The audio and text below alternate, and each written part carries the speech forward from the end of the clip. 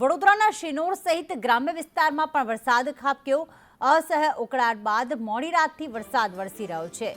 અવાખલ, સેગવા અને સાદલી તથા માલસરમાં વરસાદ વરસ્યો। અવાખલના રસ્તાઓ પર પાણી વહેતા થયા છે। શિનોર પંથકમાં મોડી રાતથી વરસાદી માહોલ જામ્યો। અવાખલ છે, સેગવા છે, સાદલી છે, માલસર સહિત ગ્રામ્ય વિસ્તારના ગામોમાં વરસાદ વરસ્યો। આખો દિવસ અસહ્ય ઉકળાટ રહ્યો અને મોડી રાતથી વરસાદ પડતા પંથકના વાતાવરણમાં ઠંડક પ્રસરી ગઈ છે।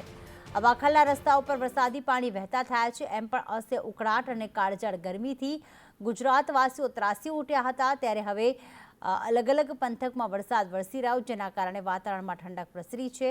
અહીંયા અવાખલ ખાતે પણ એવું જોવા મળ્યું શિનોરમાં કે જ્યાં મોડી રાતથી વરસાદ ચાલુ થતાં ખેડૂતોમાં આશા બંધાઈ છે કે આગળના દિવસોમાં પણ વાવણી લાયક સારો વરસાદ થશે।